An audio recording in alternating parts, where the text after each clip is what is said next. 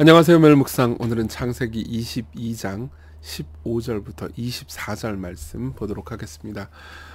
이제 우리는 어제 아브라함이 이삭을 바친 장면, 즉 아브라함의 신앙에 있어서 가장 이제 영광스러운 장면을 보았잖아요. 오늘은 그 이후의 이야기, 아브라함을 향한 하나님의 약속, 그리고 그 이후에 이제 잠깐 짜잘하게 나오는 이야기를 좀 볼 거예요. 살펴보도록 하죠.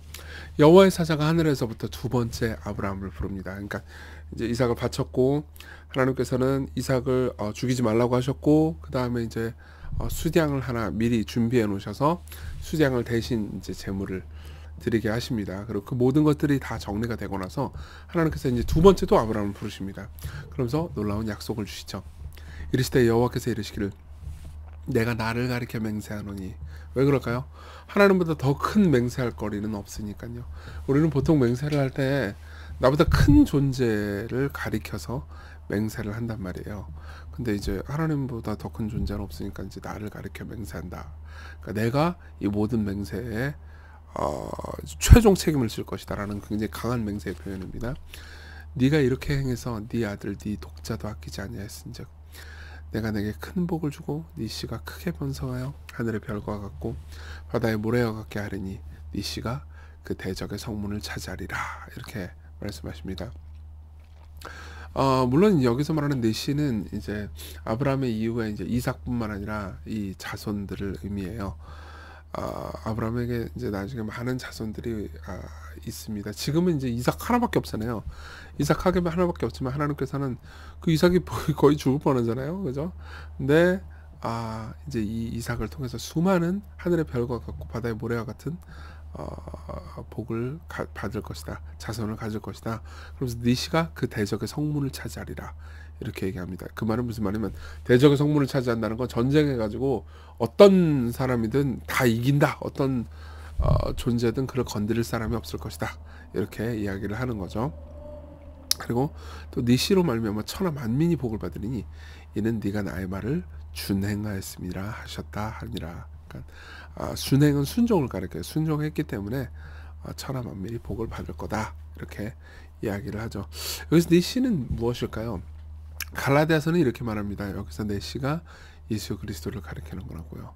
그렇게 생각하면 17절 18절이 예수님 안에서 완전하게 성취됐다는 것을 여러분들이 알 수 있을 겁니다. 큰 복을 주고 예수님으로 인해서 크게 번성해서 하늘의 별과 같고 바다의 모래와 같게 됐죠. 그렇죠. 실제로 이 예수 그리스도를 믿는 사람들은 지금 전 세계의 절반입니다. 3분의 1 정도가 됩니다. 그러니까 뭐 물론 이제 그 사람들이 다 그리스도인인지 우리가 알 수는 없지만 허수도 있겠죠.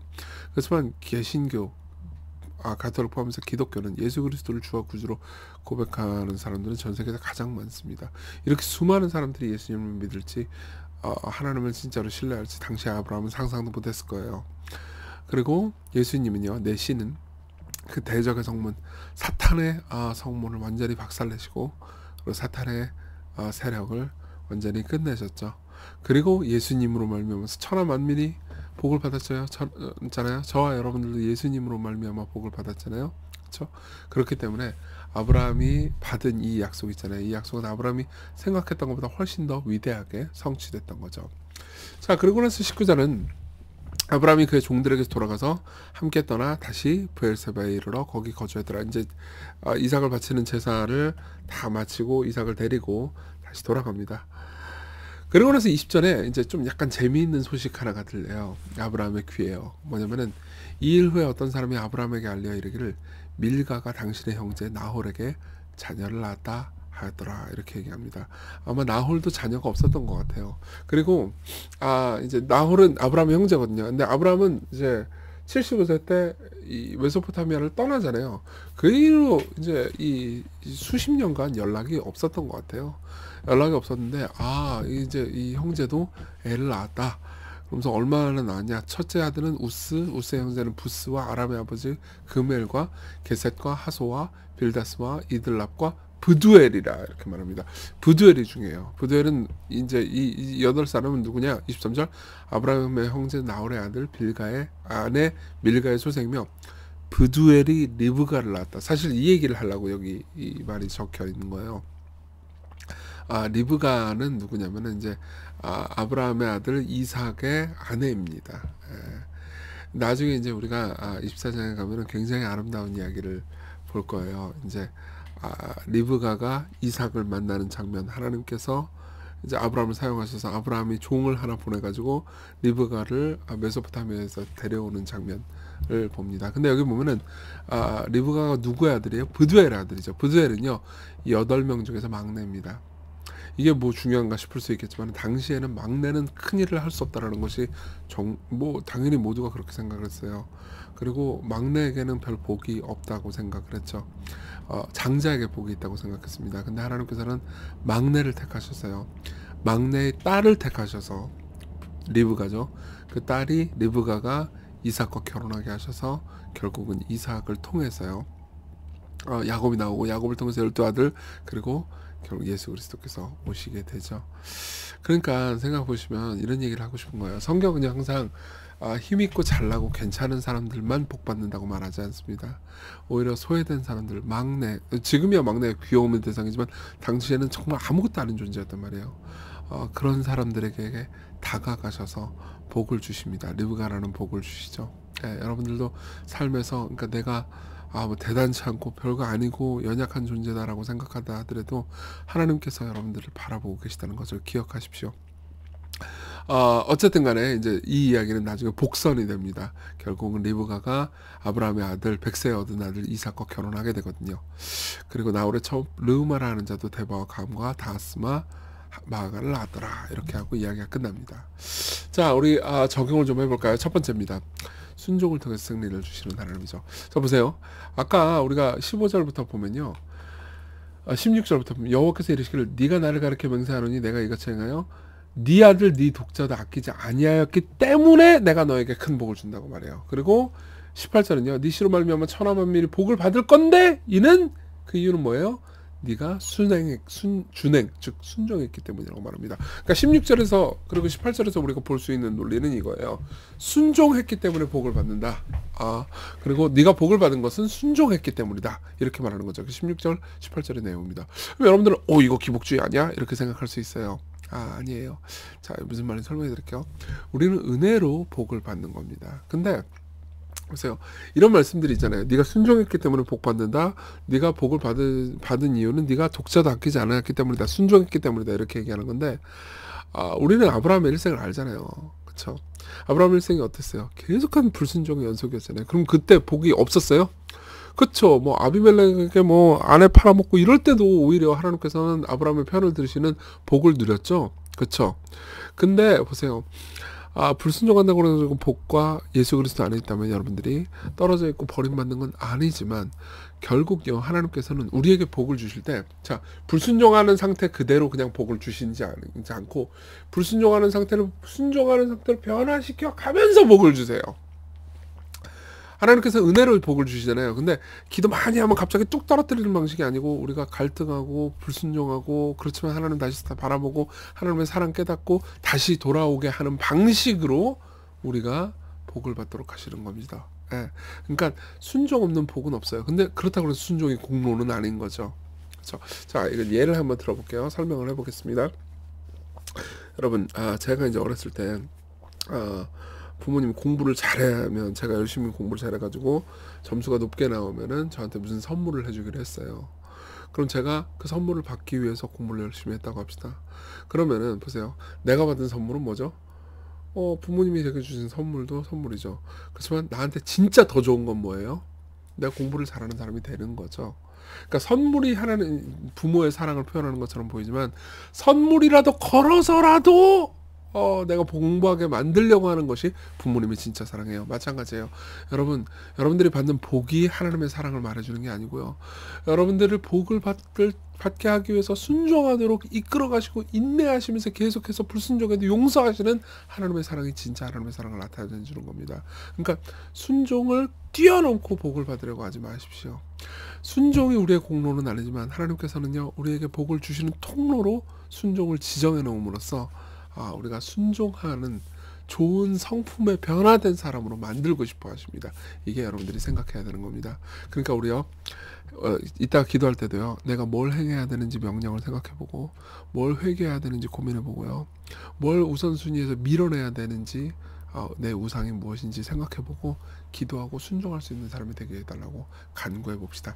두 번째로는요, 우리가 하나님께 순종하는 것이 얼마나 큰 것인지 생각해 봅시다. 그분이 우리를 사랑하신다는 걸 생각해 봅시다.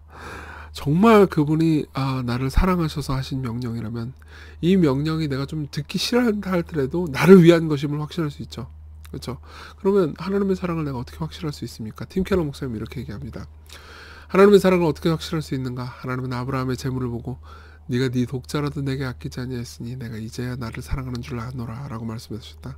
그렇다면 우리는 얼마나 더 십자가 위 그분의 재물을 보며 십자가에서 예수님을 보면서요, 사랑하시는 독자까지도 제게 아끼지 아니하셨으니 이제는 저를 사랑하시는 줄 알겠습니다 라고 알을 수 있겠는가. 보세요. 하나님의 사랑이 의심스러우십니까? 맨날 똑같은 얘기하는 것 같지만 또 실제로 똑같은 얘기긴 하지만 예수 그리스도를 보십시오. 예수 그리스도를 보십시오. 여러분, 이삭을 바친 아브라함을 보면서 대단한 믿음이다, 나는 못 따라갈 것 같아, 이런 생각 해보셨죠? 그렇죠?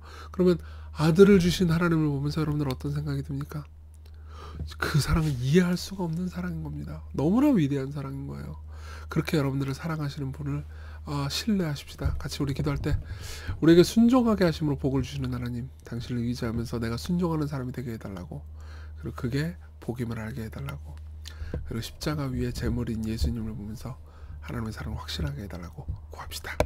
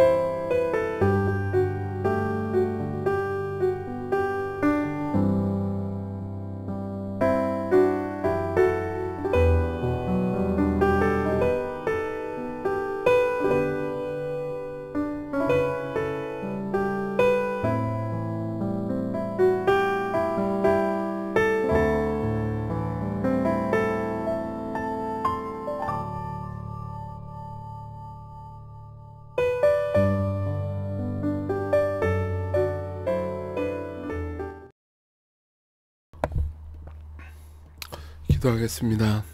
하나님 아버지, 하나님께서는 늘 우리가 순종하는 사람들, 성숙한 사람들, 기쁨으로 선을 행하는 사람들이 되게 하시고 그 다음에 그걸 통해서 승리를 베푸시려고 하시는데, 우리는 늘 그 중간 과정을 건너뛰고 하나님께 응답과 복만 따내려고 할 때가 많습니다.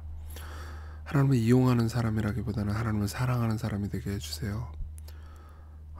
그리고 그것이 우리에게 최고로 행복한 것이라는 것, 그리고 기꺼이 그럴 만한 가치가 있을 정도로 하나님은 우리를 사랑하신다는 것을 오늘도 확신하게 해주세요. 예수님 이름으로 기도했습니다. 아멘. 네, 하나님의 은혜 안에서 오늘 기쁜 하루 되셨으면 좋겠습니다.